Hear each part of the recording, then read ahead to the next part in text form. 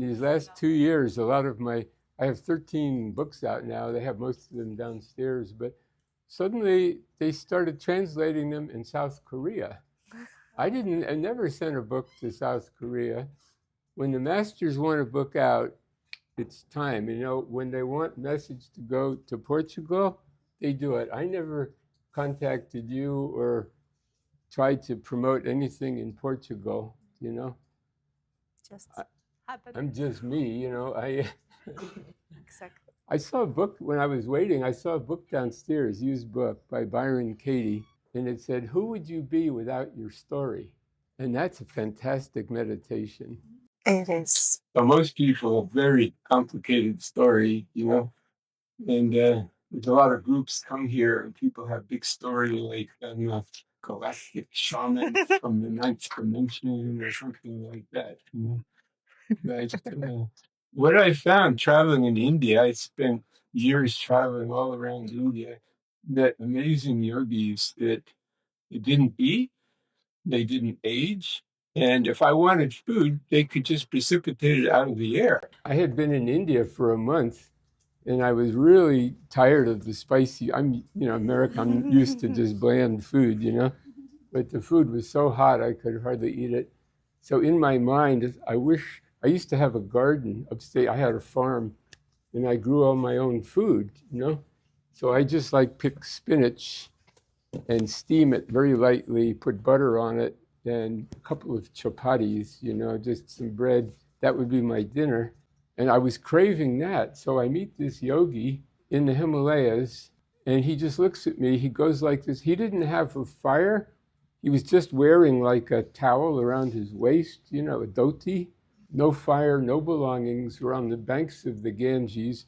He waves his hand, and there's a bowl of steamed spinach in his hand with two chapatis with ghee, which is the melted butter on it. He hands it to me, and I'm waiting for him to eat something. He goes, no, He wouldn't talk. I thought for sure this is my guru, I mean, I've been looking for somebody like that, and he's going to teach me how to do that too. And or he must be enlightened, But he wouldn't talk, And finally, it started. Actually, I fell asleep, and while I was asleep, he did something to me. I don't know what exactly, but when I woke up, the sun was going down, and I said to him, I've got to go, unless you're going to give me a place. He didn't even have a place to stay.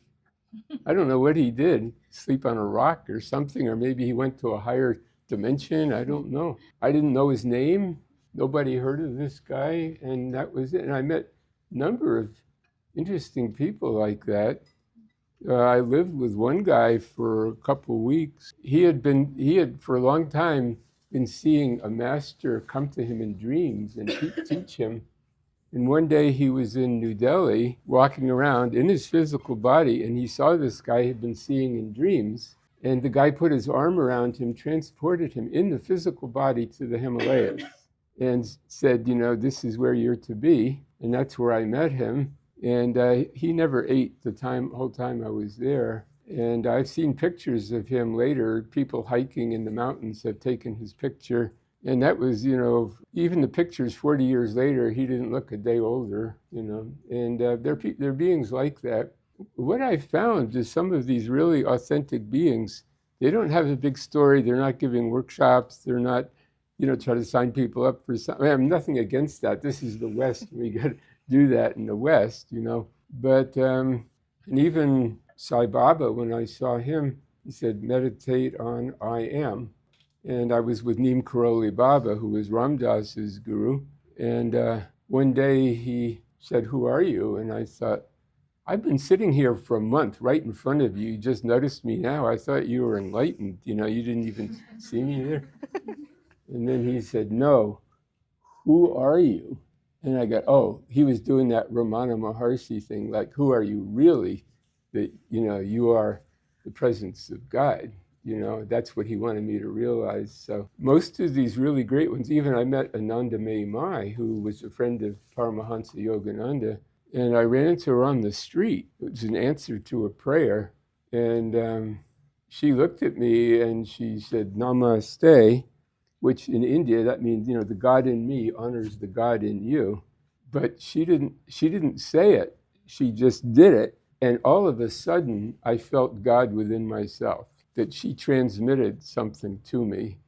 And I went back to the house where I was staying on the beach. This was in Jagannath Puri. And I said, I want to see in myself what she saw. And for 3 days, I stayed up on the roof. It was a flat roof, and just meditated on that. And then when I came back to the States, I was still looking how to find that. And a lot of these yogis I met in India were getting ready to, when the time came and they felt their work was done, they could leave the body physically. They would just, lie down, they go to a higher dimension or dematerialize the physical body. It's called attaining the rainbow body. It's well known in Tibet. That I know people that have witnessed that. And so when I came back to the States, I just didn't want to go back, be like a normal person, become a stockbroker or a lawyer or something, So I thought, why don't I leave my body like those yogis? So I was kind of living on the street then. I was in People's Park in Berkeley, just camped out on the ground. And then this guy, Jai Uttal, he'd been with Neem Karoli Baba also. He let me stay on his living room floor. And one morning, a ball of light came into the room. And I heard a voice said, go to Muir Woods. That's a redwood forest in Marin County, right near San Francisco. And he said, I will meet you there. So this was maybe 7, 8 o'clock in the morning. So, by 8:39, I was at Muir Woods. It was pouring rain. I was the only car in the parking lot. And I wanted to get out of the rain. So I found these big redwood trees there, just huge. They're hundreds of years old. I found one that was hollowed out from fire. And I got inside the trunk of the tree to get out of the rain. And I thought, I did this Vipassana meditation where you have the eyes open, but you're looking down and you just follow the in-breath and the out-breath. And that slows the mind down. And then you can ask, who am I? Who is observing the thoughts? Things like that. But I said, I'm going to leave my body now. And then I thought, maybe I should wait. Maybe I should get permission from somebody.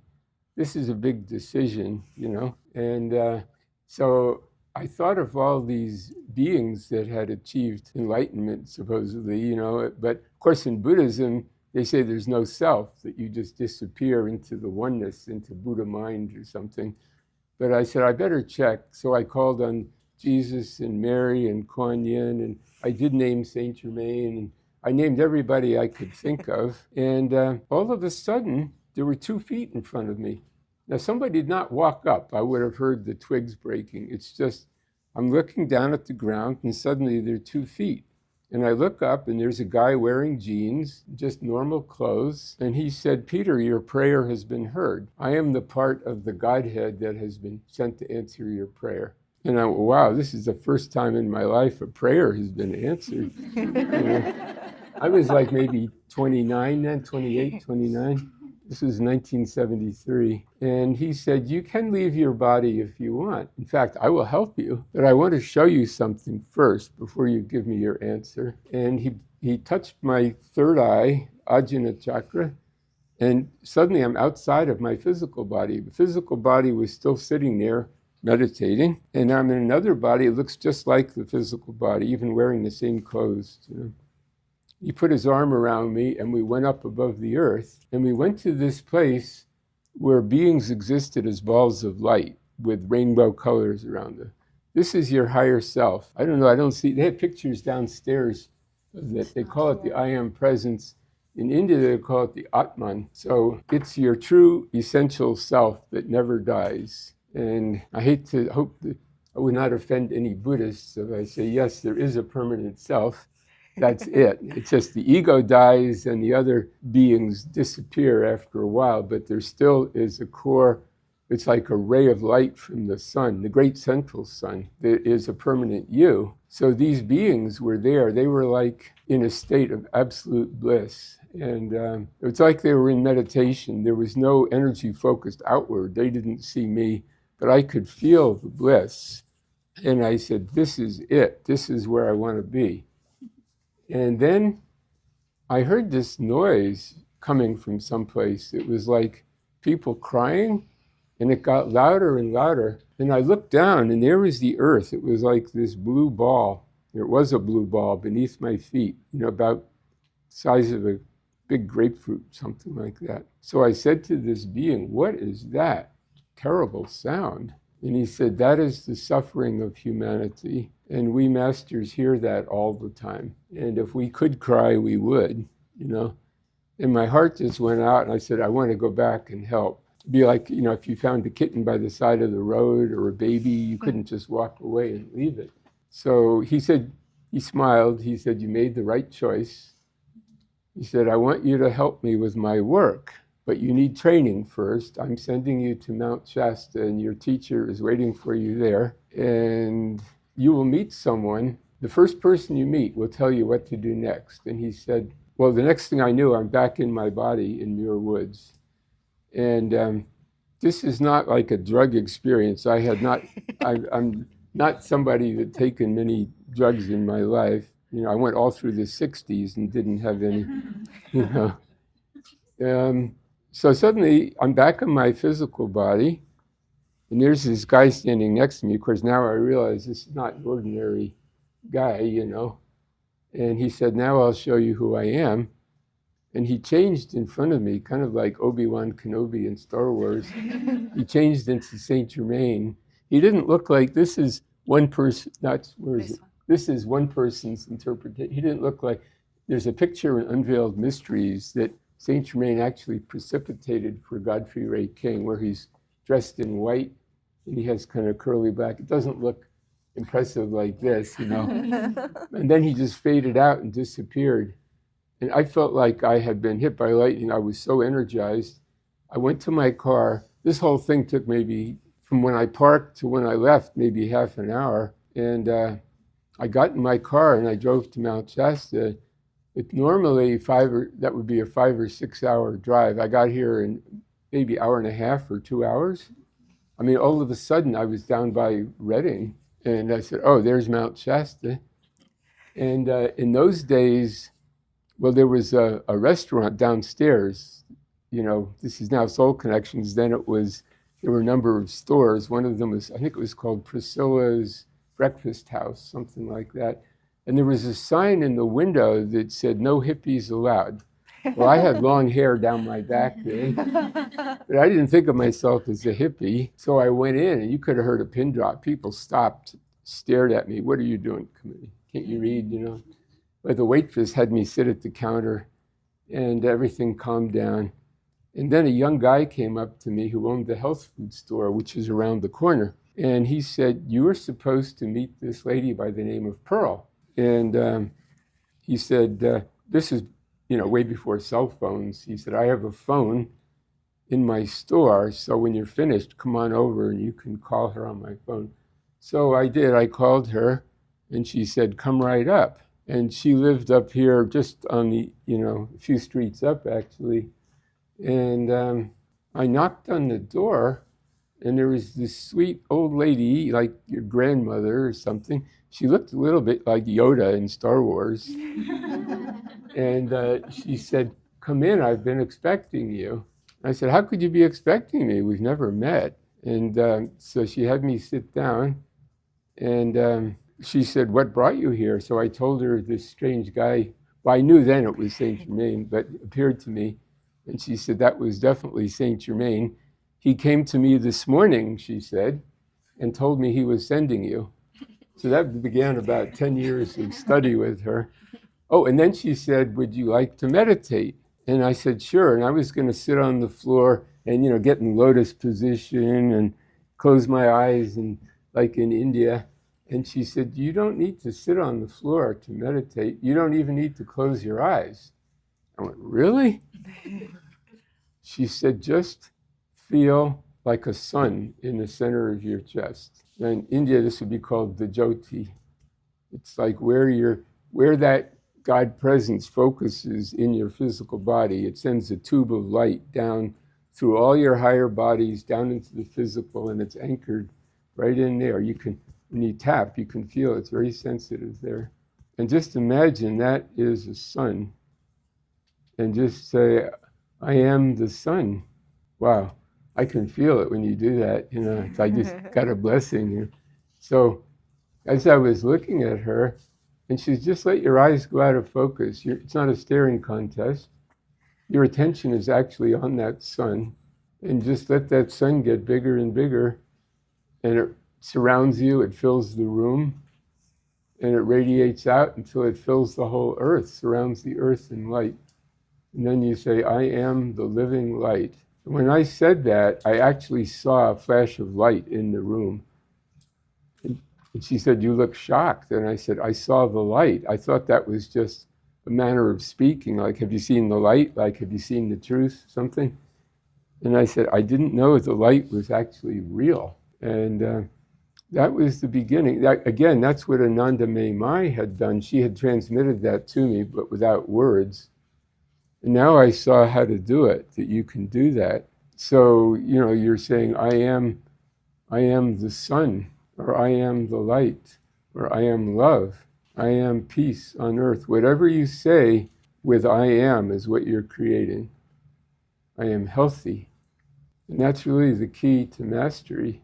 So over the years, I learned to do that, and the masters put me in very strange situations. They had me get into business, become a real estate agent. I became a commodities broker, a pilot, all kind of things, because enlightenment is one thing. You can sit in a cave in the mountains and become one with the light. In fact, transcend your ego and become what's called an enlightened being. But that is not mastery. Mastery is learning to be in the world, still have access to that light, but to be able to function in the world, to be a bodhisattva, someone who's taken the vow. That's basically the vow I took when I said I want to go back and help people, that you are offered your liberation and you choose to stay in a body and help people.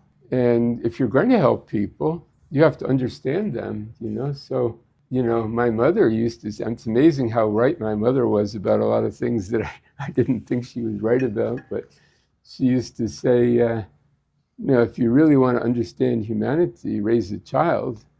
I'm not saying everybody has to have a child, but I guess I needed it, and I really did get a different view after that.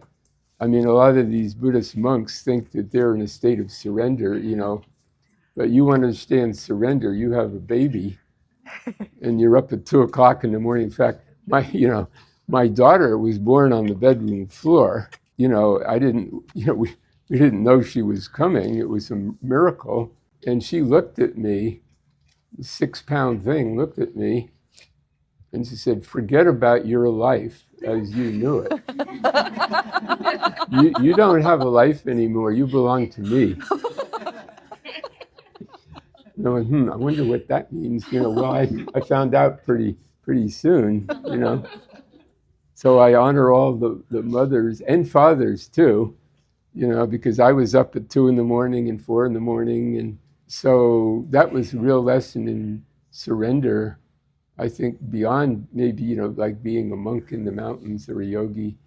And so it was training me, how to be in the world and deal with real life situations. And then, I was like a landlord for a while, where I had to learn to, deal with real life situations, even evicting somebody, which went completely against my nature. Back in the 70s, it was all love and light, and we're all one big family, and we can work everything out. But what if you have a tenant that refuses to pay the rent and keeps inviting more people to stay in your house, and then the police are complaining about the noise and the drugs, and so I finally had to evict this woman, and a year later she came up, and everybody in town was against me. They said, how could you be so cruel as to evict that poor woman, And she came up to me a year later and said that was the best thing that ever happened to her. She got off of drugs.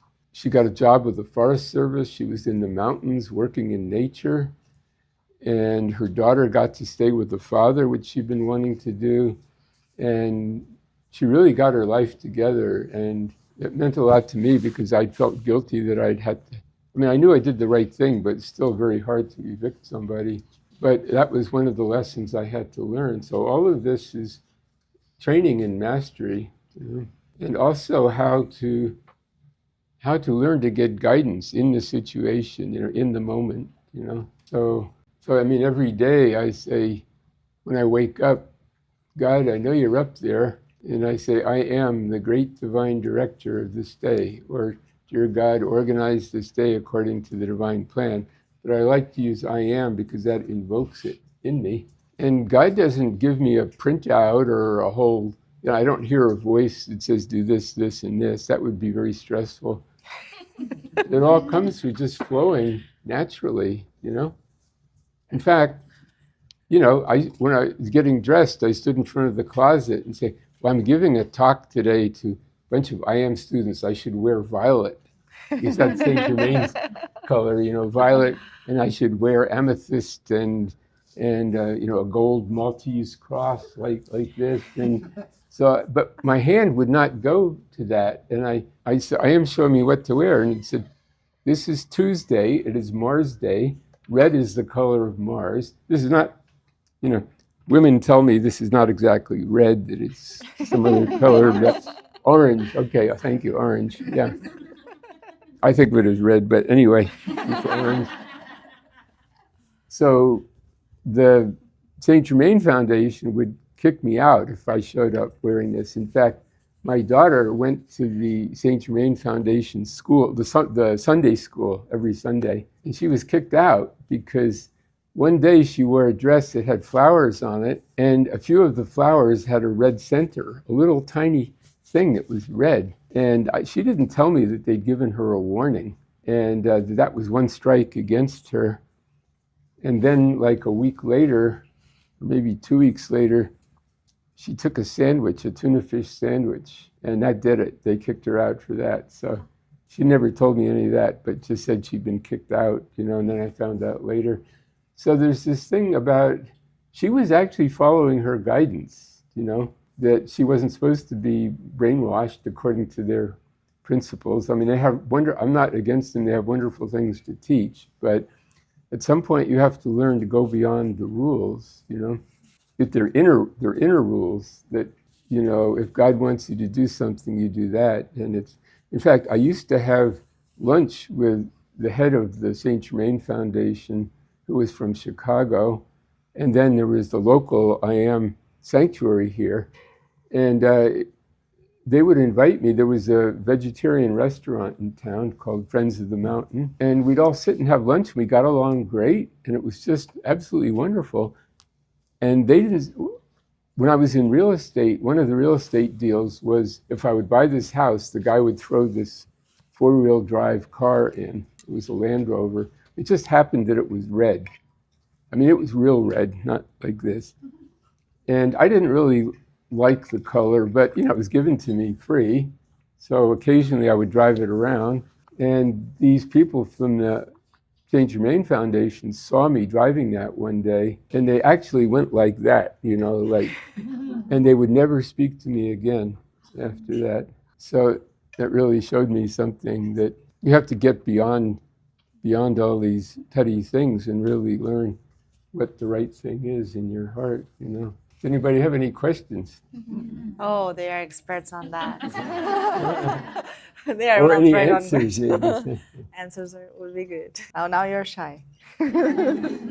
All I can say is, life is absolutely amazing to be here now at this time. And I think we need to realize, all of us, that there's a plan for our lives. It's not accident. You don't need to, I was told when I was a kid, probably everyone was, you got to decide what you want to be. Like when I was 3 years old, people said, what do you want to be when you grow up? And I said, I don't know, a fireman or a jet plane pilot.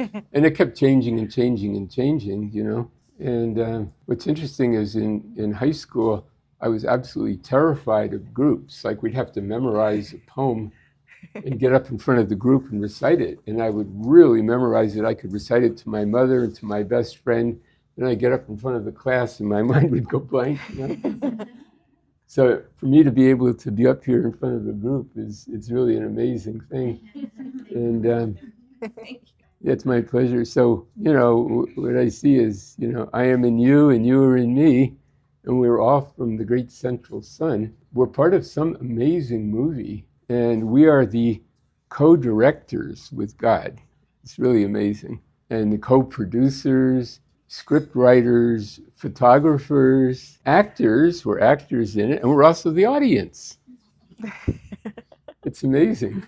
We're playing all those roles. And, at the end of the day, you can go, wow, that was an amazing scene today, that whatever happened, Or, there's this scene that keeps repeating itself, and I don't like how I've been playing that scene. Maybe I can play it a little differently next time. So that's something, especially the time we're in right now. We're in a clearing time where humanity is making a transition to a higher world. And, not everybody is going to make it at the same time. But something that will help us is to ask, what do I still need to work on? You may remember something happened to you a long time ago, and you feel, oh, I really hurt that person. Well, you don't need to call them up or write them a letter. You can just think that they're in front of you and talk to them and say, I'm sorry, I would do it differently this time.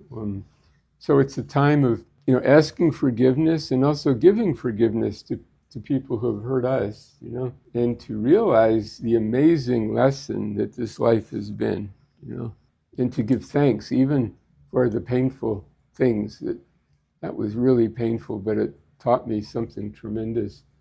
I mean, when I was an only child, my father and mother were divorced when I was like 2 or something like that. So, my mother realized how alone I was, and she gave me a dog.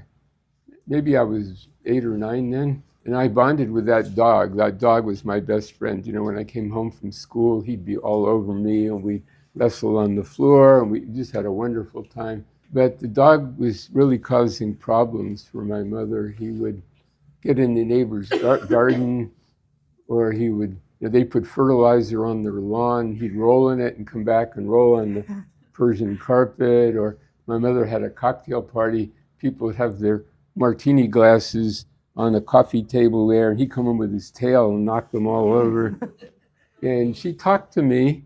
We had a good talk, and she explained why we had to get rid of the dog. And I agreed with her. It was very logical. Her argument was very logical. When we used to go skiing, we go away for the weekend, and we had to take the dog to the kennel and have it, and it would cry when it went to the kennel. So we took the dog in to the kennel to leave it there. And as we walked away, I actually heard the dog talking to me in English, and it said, "What did I do wrong?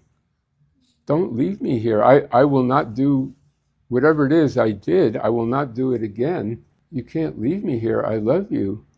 Don't leave me here." And my mother said, it's almost like she knew that I was hearing something. She said, "Don't turn around. That will make it harder." But I could feel the love of that dog and my own love. And that wounded me in a way that took me, a large part of my life to get over. But I realized that wound really was opening my heart to love in a larger way. And it wasn't till, maybe 30, 40 years later, my daughter went away to school, and she had cats, and I had to get rid of her cats. It was supposed to be her job, and she had like a year to do it, and she didn't do it, so it was left to me. And then I realized there's sometimes you just need to take an action, and you know that you're going to cause suffering, but sometimes you have to do that. And even 10 years after my mother's death, she came to me and said, "Saint Germain told me that I cannot go to a higher level. I cannot ascend till you heal that." And I said, "I did. When you died, I forgave you everything." She said, "No, there's still a pain there." So I had to work on that. And then after a few months, she said I had healed that, and then she could go to a higher level. But I think all of us have some painful thing like that somewhere that we need to heal, or help others to heal. And what I do with my time now, I'm not giving like a lot of workshops. Just somebody invites me, So thank you, Patricia. Appreciate it. And I do a lot of inner work. So I'm at home a lot of the time, and I spend hours a day in meditation, sending light out. And sometimes, because the world really needs it. And sometimes you wonder, what good can I do? I'm just one person. Well, Pearl used to say, one with God is a majority. And I experienced that when our current president was elected. I did a lot of prayer work, and I still do. And I would have experiences where I would go and talk to these people, and I realized some of them were confused or they were being misled. And somehow I knew what to say to them because I would call on the masters to help them. And actually, at one time, I wrote this book about Violet Tara. It's like a goddess made of violet light, and you can invoke her. It's like a tantric practice where this is very well known in India, you visualize a deity, and then you merge with the deity, you become the deity. It's like the I am, you say, I am one with Tara, or I am a living Christ. When you actually become that, then you can transmit that energy. So people were starting to ask me how to use these teachings about Violet Tara. So I realized I've got to really work on this and see how it works. So one day I said, I am Violet Tara above the White House. This was in 2020 during Trump's first term. And I said, I'm sending violet light down through Donald Trump so powerfully that he actually sees it. And 2 hours later, he had a press conference, and they asked him, do you have a cure for COVID? And he said, I think violet light can cure it. That's not the kind of thing Donald Trump usually talked about, And of course, the press made it seem like he was crazy, but by the end of the talk, he was saying, this is something scientists should study. And he actually, I think, was talking more about ultraviolet light, which is actually true. If they had put ultraviolet light in buildings and people's homes and things, that would have killed that virus.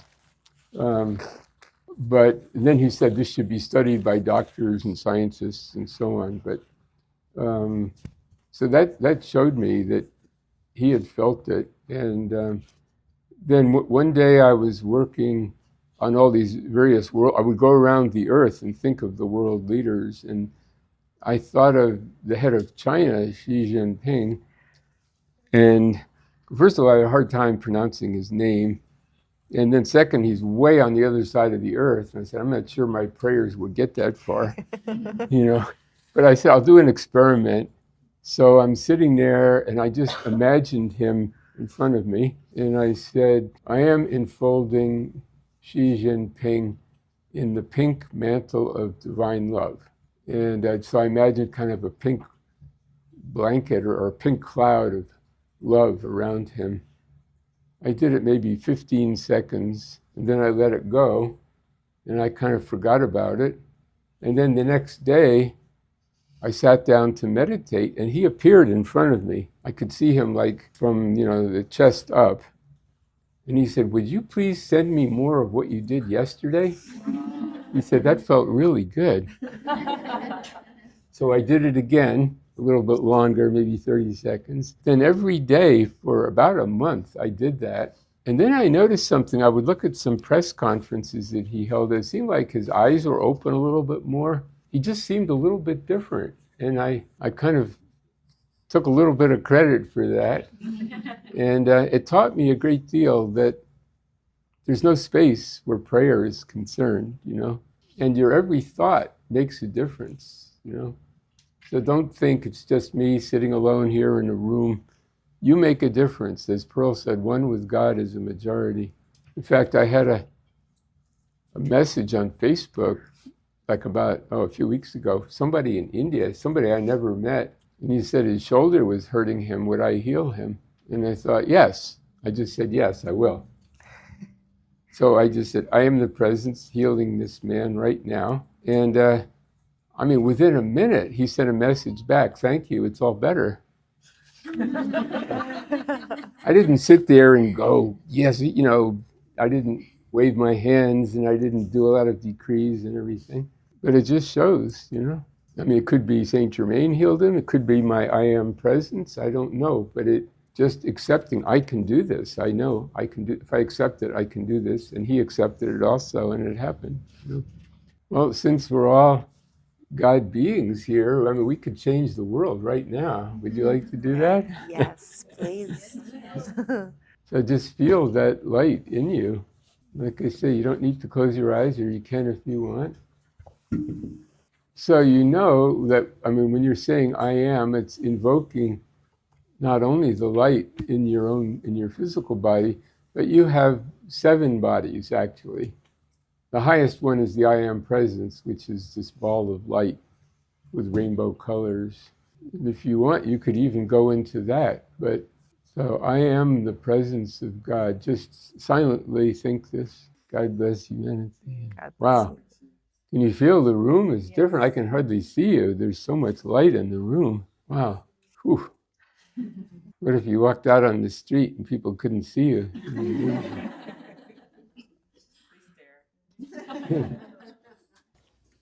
You can experiment with this, like you sit in a cafe or something. I'll sit in a restaurant or a cafe. Nobody, I mean, there's people talking all around, but I'm doing my inner work. Nobody knows what I'm doing.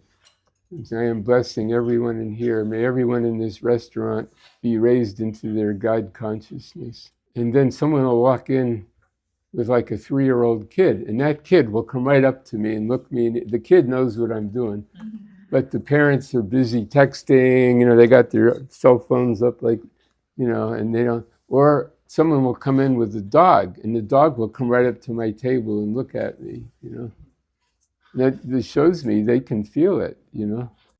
I mean, you'll feel it like if somebody's going to phone you, you'll suddenly think of that person, and then a minute later the phone rings, you know, and it's them something. That's because their higher mental body has come to you and is talking with your higher mental body, you know, so you already are feeling their energy, you know. Princeton University just did an amazing study. I have a friend who's a physicist that, you know, worked for Putin's space program. He escaped from Russia, and I talked with him about how physics and spirituality kind of overlap. And we were talking the other day that Princeton University did a study where they found that an experience somewhere happening on the earth, if there's a big emotional impact, they can measure the effect on the rest of humanity. They have what's called a like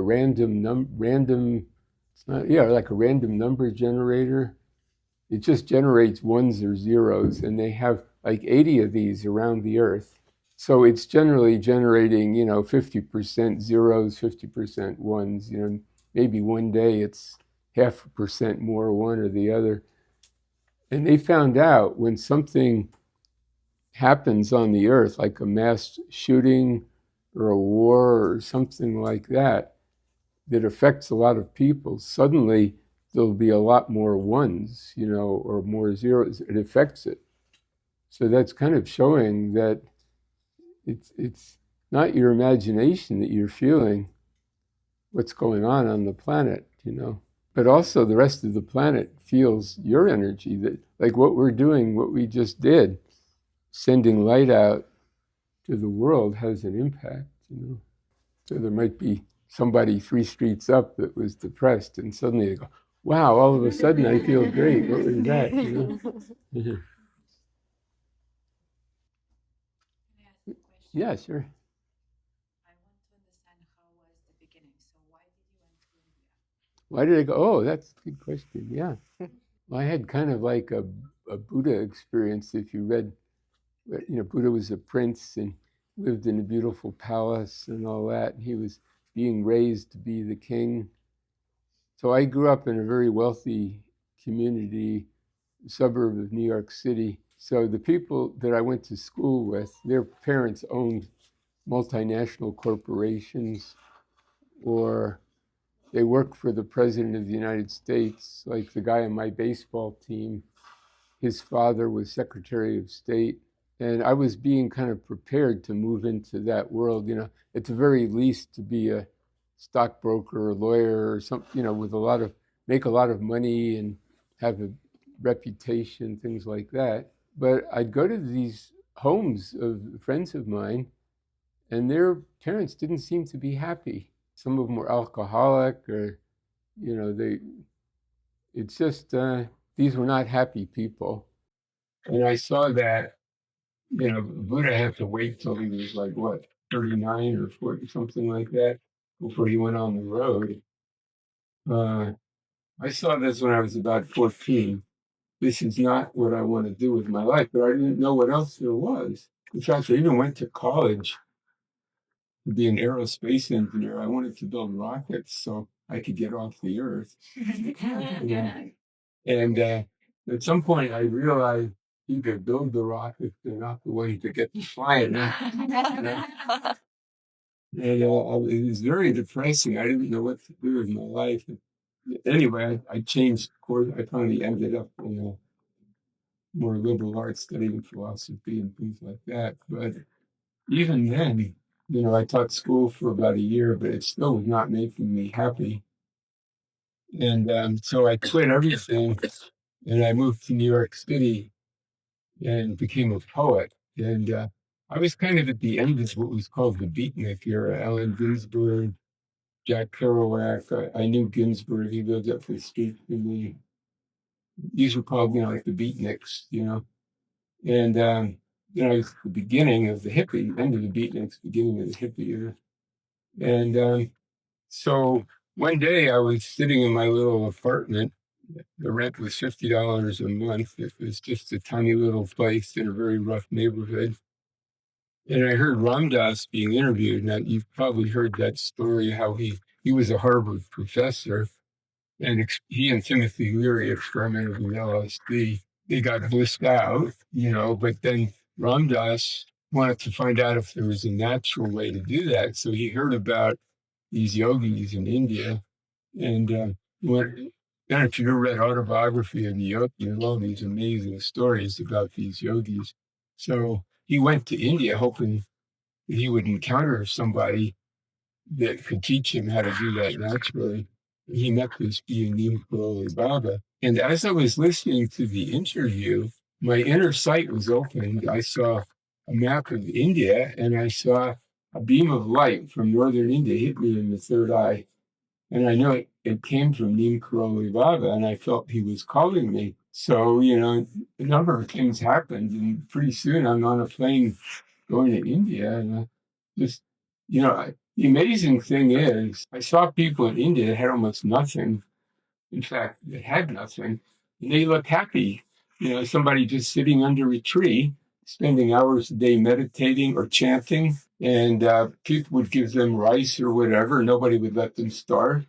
And they had a big smile on their face, and I'd walk by, and they would smile and namaste. And I said, wow, these happy people that have almost nothing. Or the rickshaw driver or the waiter in the restaurant. And they all seem to know the ancient teachers. They could quote the Bhagavad Gita. But they knew about the I am. They didn't call it that. In Sanskrit, Aham, Brahmasmi. I am Brahman. Brahman is God. They knew that. It's in the Bhagavad Gita. Krishna tells Arjuna, I am in the flower, I am in the clouds, I am in the drop of water, and I am in you. You need to discover that. So I started to see that I didn't need a career like that. And that's why I wanted to stay in India. I wanted to stay in a cave near Babaji's cave. In fact, the yogi I was staying with, his guru was Babaji. He had met him in the physical body. Babaji, anyway, Babaji transported him in the physical body to the Himalayas. So, but then Inkrali Baba came to me in a dream and said, no, your work is in the West. So then that leads to this whole experience in Muir Woods where I met Saint Germain and so on. So I hope that answers your question. Yeah. Yeah. So in my first volume of my autobiography called Search for the Guru, and that's about all my experiences in India. The problem is when you come back to the West, in the old days, people came here, people got on the path that how do I become enlightened, But Well, that's great, but how do I make a living too? Then you run into all kinds of problems. Everyone finds their own way where things sort of open up, and then it doesn't mean you can't have a job, but it helps if you have the awareness of that divine spark within you, and you know how to get the guidance. That's really the thing, to sit in the stillness and feel the guidance. And don't expect a voice. Frequently just a feeling. Like when I first met Pearl, she said, Saint Germain is talking to you. And I said, I don't hear anything. Would you please channel a message to me? What's he saying? She said, I am not allowed to channel. That would weaken you. He is transmitting it to your higher body. Like he's giving the message to your higher self. When it's time for you to act, you will intuitively know what to do, but you will perceive it as intuition. But actually, he's showing you now. So just follow your heart, follow the feelings. And sometimes, like when I'm driving, it's just almost like the car knows where to go. Like I think I'm going that way, but the car wants to go that way. And if I follow that, I end up, in Portugal, knowing where I'm supposed to go. So again, like I say, there is a plan for your life. I believe that before we were all born, it was known that on September, what is it, the 23rd? 23rd. At 3 in the afternoon, that we would, or 3:30, whatever, we would all meet here together, and that I would be wearing this shirt. I think that was determined before birth, But we have to forget that and then just let it just unfold naturally. So, I said, I am being shown where to go and what to do. Or since you're in Mount Shasta, I am making contact with the Ascended Masters, and I ask them for guidance and for assistance in my life. And just trust that they've heard you. One day I was walking in the shopping center down here, this was years ago. Now people ask me, what's so special about Mount Shasta? Well, I looked up and I saw temples all along this side, probably a dozen. They looked like the Acropolis in Greece, like these white marble temples. And I wanted to stop people on the street and say, look at that. But I realized they couldn't see them. The masters had opened my inner sight to show me that. And they were in places where people just naturally go and meditate, I mean, some of them are harder to get to than others.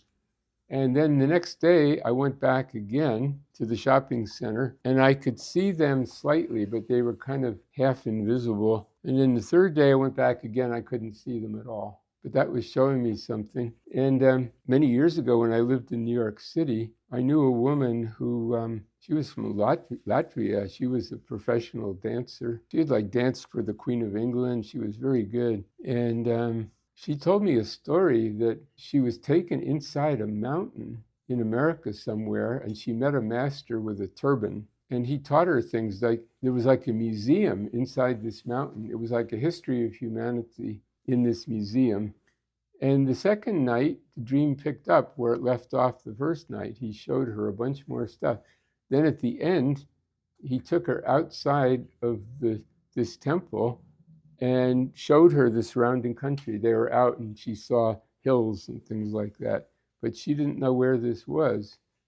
And, maybe 10 years later, I had moved to Mount Shasta, and she came here to visit. And I arranged for her to give a dance performance at the college, and it was very nice. And then I took her up the mountain, and I said, look at this. And she said, this is exactly where I was taken when I lived in New York City. She said, I was taken inside this mountain, and that master lives here on this mountain.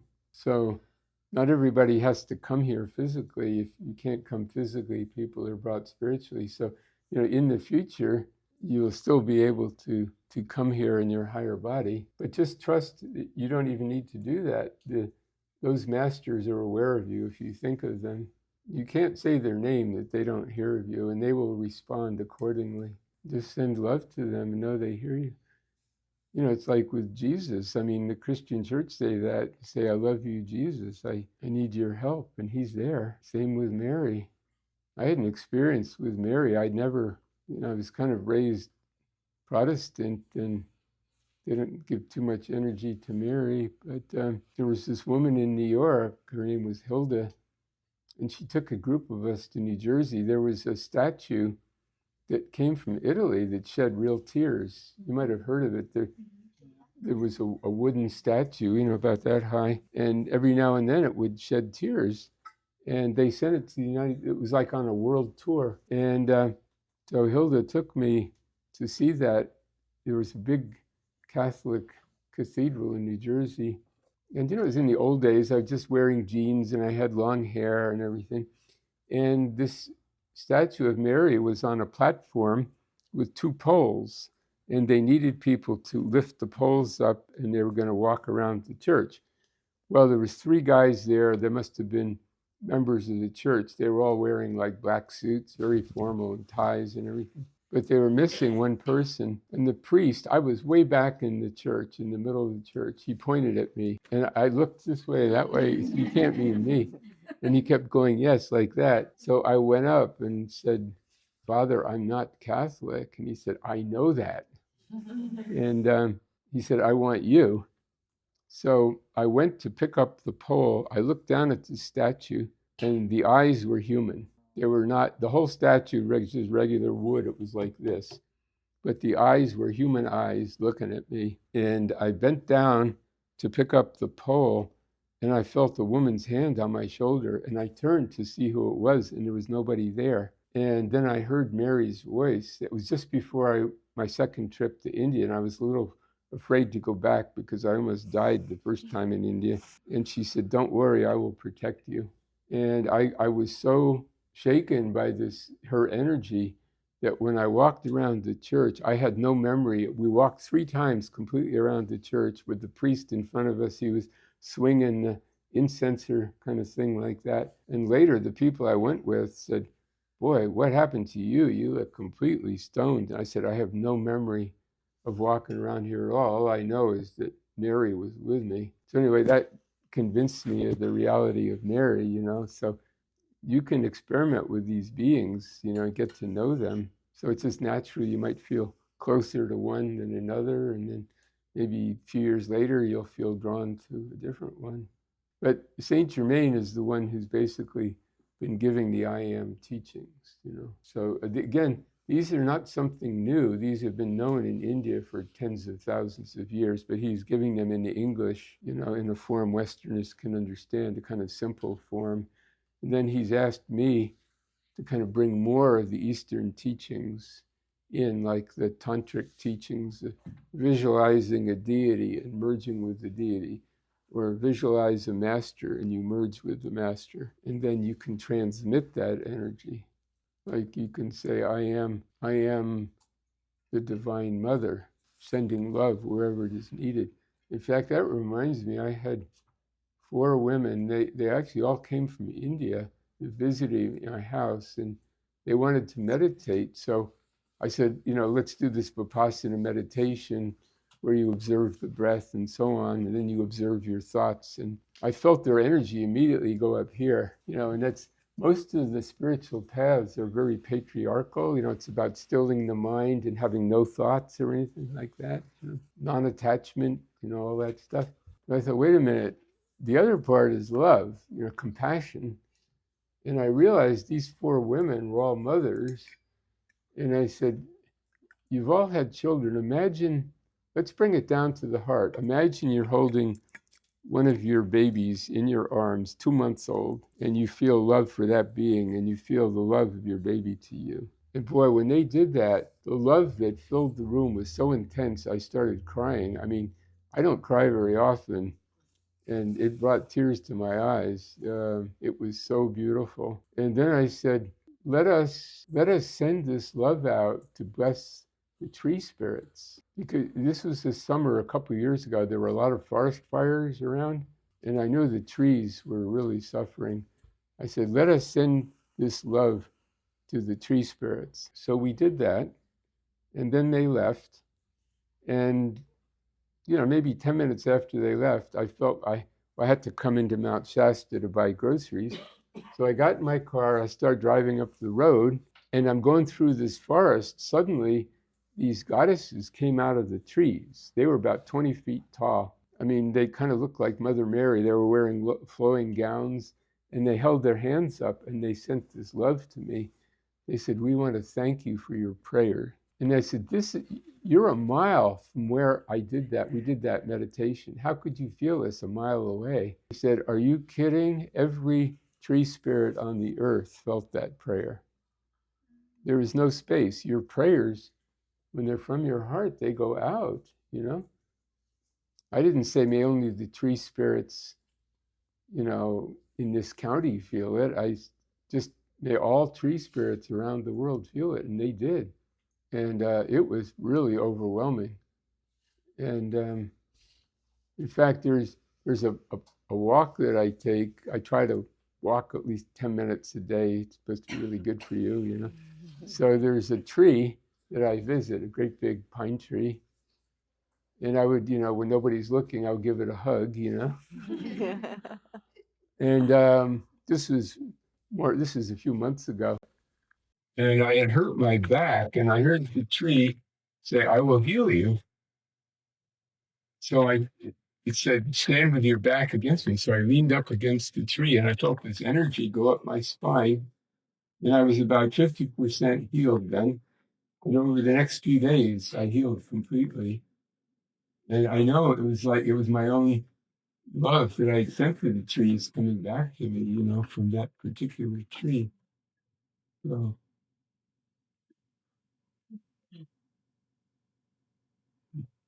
anyway, any questions?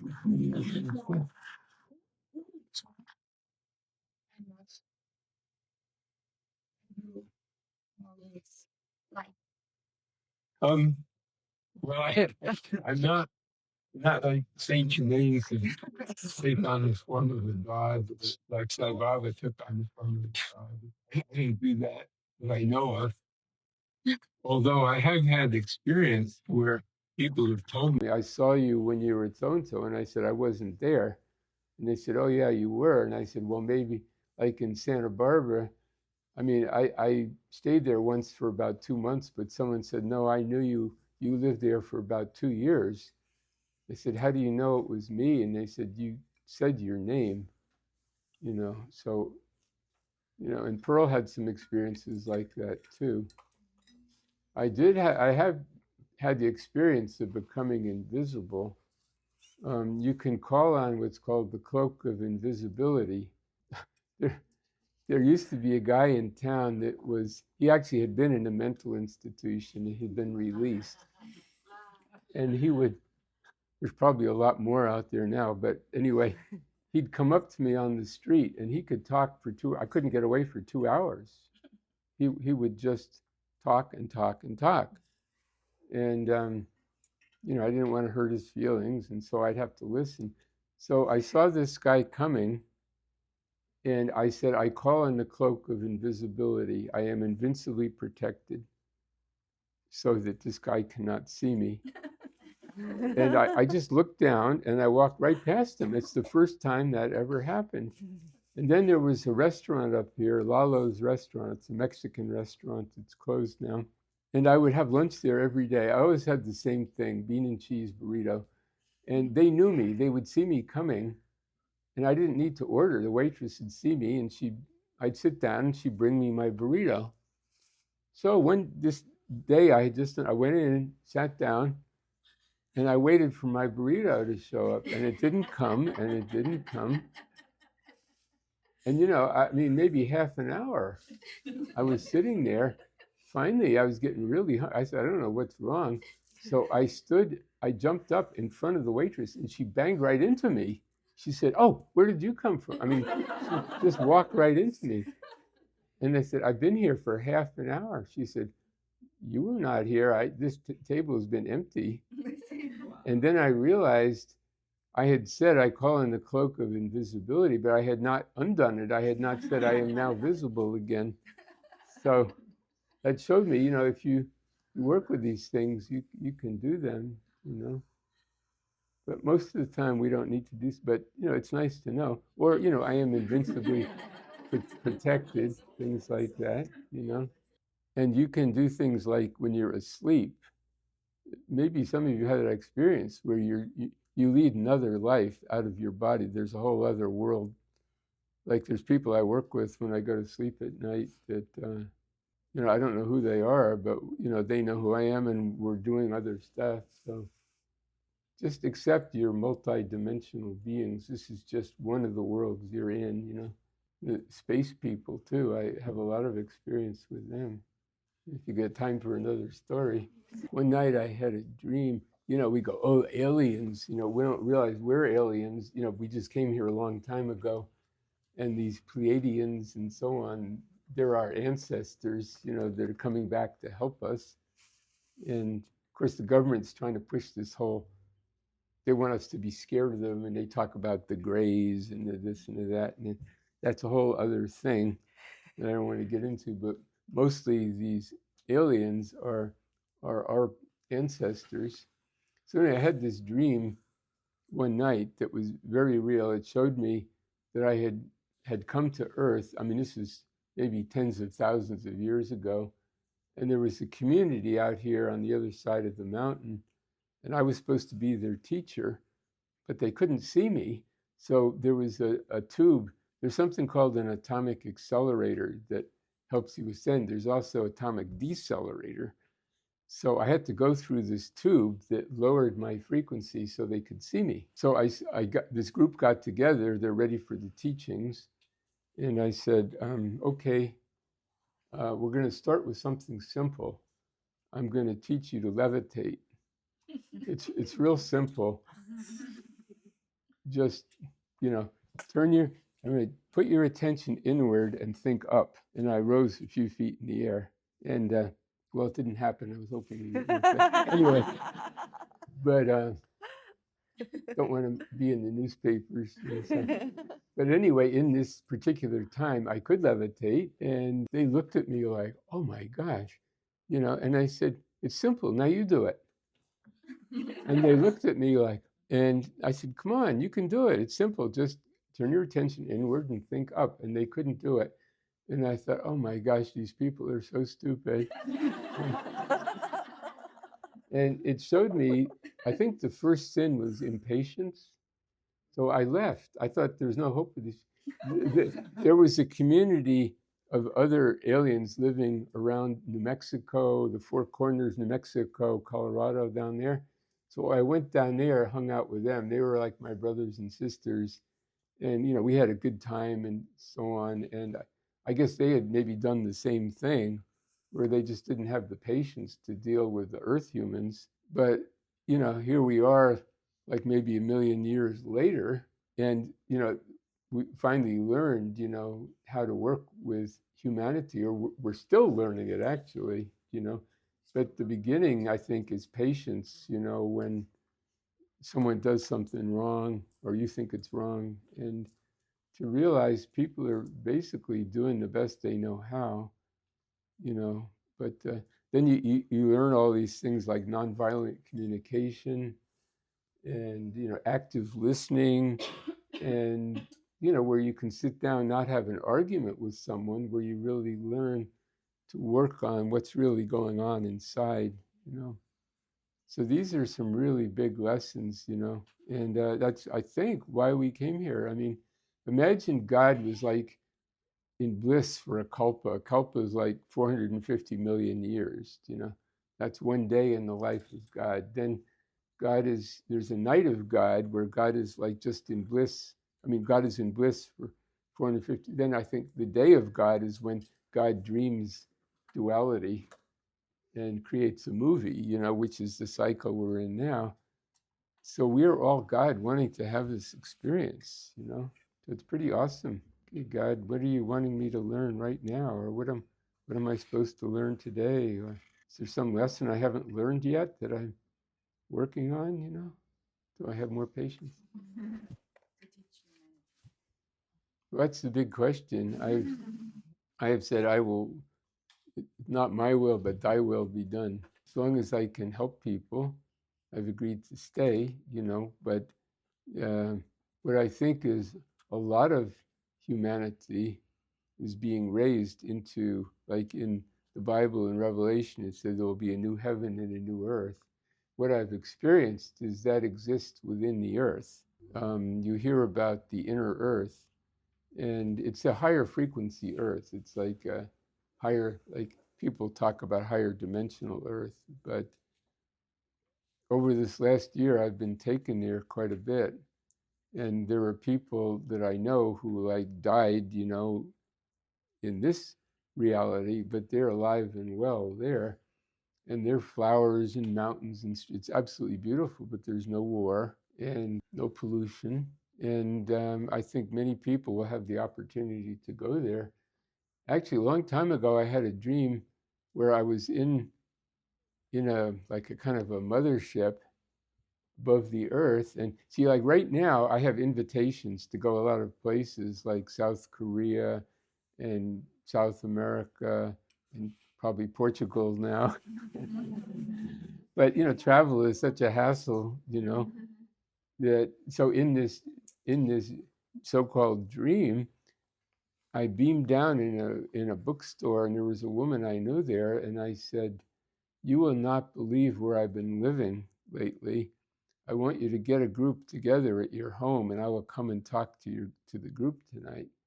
And she said, "Okay." And I saw that's kind of what I was doing. I was living on board this spaceship, and I could just beam down wherever I needed to be, you know, on the surface of the earth, helping people. And I really think that was showing me something that it will be that a lot of us will be living in this higher world, the new heaven and the new earth, but we will still be helping humanity in the lower frequencies also. So that's kind of why we're still here, is learning what it's like to be a human and how we can help people understand what's going on.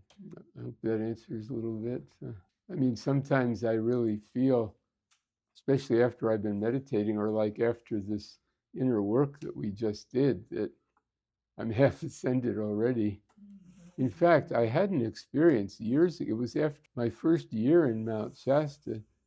There's something, like I mentioned, this atomic accelerator. If you read the green books, I say like the ones written by Godfrey Ray King, Unveiled Mysteries, The Magic Presence, and the I Am Discourses, which I know they have downstairs, and you can get them online too. There's a place called the Cave of Symbols, I believe, where they have one of these atomic accelerators, and there's the story of this guy, I believe it was Gaylord, was Godfrey witnessed him in this atomic accelerator, but he did not ascend fully because he still had work to do in the world. Well, I had this experience. It was like a throne made of gold, and I sat in it, and there was a master on either side, and they poured energy into me, and I raised up. I saw these dark blotches of energy go out of me, which I knew were karmic things I'd been holding on to. And I raised up and disappeared into the light, which was an absolutely blissful experience. And I thought I had ascended. Then in the morning, this body woke up. And I said, "You forgot something. You forgot to clean, you know, forgot to take out the trash, you know. What is this body doing here?" And it was actually hard for me to walk. I had to learn over the next week. I had to really walk very carefully and do things very consciously to learn to be a human again. But I know that was a real experience I had. So they were showing me what that is, that, you know, if they let it go all the way, I wouldn't be sitting here now. But they were showing me the reality of that. And they can do that for all of us, you know. And I actually think these spaceships are atomic accelerators, you know. In fact, there's an expression in Mount Shasta. It's called, they call it ascension syndrome. That about 3 years ago, I ran into someone in the parking lot at the post office, and they said, "How are you feeling?" And I was going to go, "Well, it's kind of complicated." And they went, like, "I feel partially on the earth and partially not on the earth." She got, "Oh, that's ascension syndrome." And I later learned there were a lot of people experiencing that, and not just in Mount Shasta. People that meditate a lot or feel God a lot, they feel like they're in another world, you know. And then it's sometimes hard to be around people that are like totally 3D. Everything's just nuts and bolts. And anyway, we are being raised. And whoever wrote the book of Revelation, John, boy, really had some tremendous insights, and I think it's happening, but it's hard to describe it really. But there is a new heaven and new earth, and we are going to be the inhabitants of that. There are beings already there, but have faith that if you see so-called negative things happening in the 3D world, that we are going to be, those who are in the light will be spared that. This has been a very beautiful lesson for me. Thank you so much. Thank you, Peter. It was amazing. You are obviously doing wonderful work. Thank These you. people would not have followed you here if you had not been really generating a lot of love and a lot of light. So thank you. Thank you. I know the masters are with you. Keep it up. Thank you. And thank you. There was something really beautiful you shared that stayed with me, that I believe truly everything, but two couple things like we really need to be around here in our body. So this is something I keep repeating. So we really need to be on our human to be able to expand such gifts to humanity. And I really love what you said about channeling, because when you channel, you weaken the others. And that's real, because we have all the masters and all the light within. And then it's kind of a tendency we see these days to put the light or to put our power into others' hands instead of holding it more and more and developing more and more. So I think it's really needed, that message around in a new era of it. It's good because it's an awakening, a massive awakening. But I think that refinement on, how things actually operate. See, in a sense, you could say you just channeled something to me from your higher self. The words you spoke are true.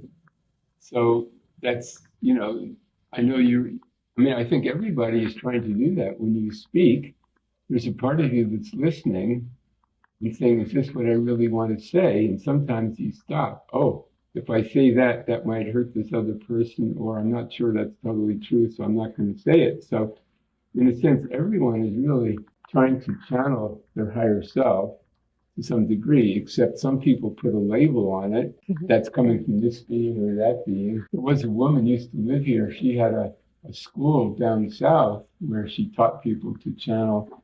And I saw her, she came here and I saw what she did. She just said, take out a piece of paper, ask for a master, take out a piece of paper and just write down what you hear. So if you tune into somebody you love, like Kuan Yin or Mother Mary or Jesus, you get a beautiful message, And that's what Pearl called inspirational channeling, where you really feel love for that being and inspired. And there is a part of you actually that is one with that being. When you're thinking of them, sending love to them, you're tuning into that frequency, But that's different than that being actually appearing and saying, I'm going to tell you something. Actually happened in my first book. Pearl's whole teaching was don't channel. And then one day I was back in New York, in my mother's house. This ball of light came into the room and it said, write. And I said, I don't have anything to write. And it said, sit down at the desk. There's a pad and pencil on the desk. And then I heard a sentence, in the center of your being is a great light, and you are that light. And I said, what comes next? And he said, write the first sentence, and I'll give you the second sentence. But this was not my imagine. This ball was a ball of light that was dazzling, that was next to me. And out of this ball of light, this being came who turned out to be a being called the Great Divine Director. We don't really know his name. It could be Joe or something, but he uses that name. That's his office, like President of the United States. He's the Great Divine Director. His energy was so intense that I felt like I was going to ascend, or the physical body was in pain. It was actually painful. And I said, I can't take it. I can't take the energy. He said, you can and you will. Okay. And he raised me out of the physical into my higher self. I could look down and see myself writing down below. I could also see the whole neighborhood in a 360-degree circle. So it's like I was this ball of light that could see in every direction at once. And then after a minute, I was back on my body, and he was there, I don't know where, maybe 45 minutes. And then I had this whole discourse. It was the fastest I've ever written. So every day for about 10 days, one of these beings would appear, some days two of them. So that's this book. Now it's called I Am the Open Door. I actually started, it's a free download now on my website. But that showed me what, like that was how Godfrey got some of the original discourses, that they can actually come like that and do it. But most of the time, it's when people say they're channeling, it's inspirational channeling, which can still be very high and have a beautiful message, depending on how evolved the person is, or. So anyway, it's this the important thing I think is for yourself to know when you ask for a message, don't always expect it in words, like someone speaking to you. The highest way, Pearl said, the highest form of guidance is just do the right thing spontaneously. Walk down the street. No, I feel I'm supposed to go in here. I don't know why that is. I mean, that happens to me a lot. I don't know why I don't need anything in there. I'll walk in there and say, "Oh, Peter, I saw your video. I've been wanting. I didn't know how to get hold of you. I want to talk to you." And say, just by following the feeling, I didn't hear a voice. In fact, that happened about a week ago at the city park. I heard going to town. Well, not like I heard, but just a pull, like someone's grabbing me, going to town. And so I was going to go to Berryvale and go to a restaurant or something. And then I'm going by the city park, and it's just like the wheel of the car wants to go in. And I go in there, and then there's a whole bunch of people at the lodge there, and I heard go up. I just, again, feeling, this time actually, but it was like my own inner voice, go up to those people. And I went up, and someone recognized me, and it was her mother doing the workshop. And she introduced me. And suddenly, like, this whole thing happened where then they made an appointment to come see me. But I know I was, like, sent there, and it wasn't like Saint Germain said, get in the car, go to the city park, there are people I want you to meet, and so on. It's just one step of the way. I just feel like going into town. Oh, I feel like turning right here, and so on. It just was all very natural. So just best way to get guidance, just spontaneously do the right thing. And if it's not right, you'll feel it. That doesn't feel good. Think I'll go that way. Oh, that feels better. In fact, I used to be invited every Thanksgiving, that's this holiday we have here, in the U.S., to go to my cousins in San Francisco. So one day I go on the road, and there's a fork in the road. The right fork goes to the freeway, goes to San Francisco. The left fork goes to Nevada. And the car wants to go left. I said, I can't do that. San Francisco's that way. They're expecting me. I have just the right, I have 5 hours to get there. It's just going to work out right. But the car will not go, wants to go left. So I parked. I made the left turn, and I parked, and I meditated. And I said, oh, please, please. My relatives already think I'm crazy. So I meditated some more, and I said, no, I know this is right. I've got to take this work. So I went, and I got to, a few hours later, I got to Winnemucca, Nevada. It's out in the middle of nowhere. And I called my cousins and said, I'm not sure what's going on, but I'm not going to make it for Thanksgiving. And my cousin said, well, that's par for the course. And it's just like you to do something like that, And she was very angry at me and hung up. And there have been a number of situations in my family like that. So most of them won't talk to me anymore. A couple of them will. They're very nice. But, at some point, it's even somewhere in the Bible where it says Jesus has come to set family members almost against each other sometimes because your family wants you to do one thing and you have to do something else. I mean, my mother wanted me to be a stockbroker or whatever it was, and what are you doing going to India? And a second time, you almost died the first time. It's like, but I knew I had to do it. And then with my cousins also, I went to a wedding. In fact, I drove the groom's mother. I was supposed to be part of the wedding party, and I went out to park the car, and I heard, you are not supposed to go to the wedding. You have to go somewhere else. So I gave the keys to the bride's father. They're just about to walk up the aisle. And I said, I can't stay. And he looked at me, what do you mean you can't stay? You're part of the wedding, you know? And I just said, Saint Germain, what are you doing? I said, I am being taken where I meant to go, doing what I meant to do. I just started walking, and I was levitated. He levitated me to a few blocks away. I felt this warm breeze blow over me, and I looked up, and I was not where I had been. I was on a street corner, and there was a guy walking toward me that I had met in Mount Shasta. And he said, thank God, I was just praying to Saint Germain. He was going to go home and commit suicide. His wife had left him, and he was so depressed, he was just on his way home to kill himself. And he said, I said, Saint Germain, I need your help. If you don't want me to do this, send somebody to help me.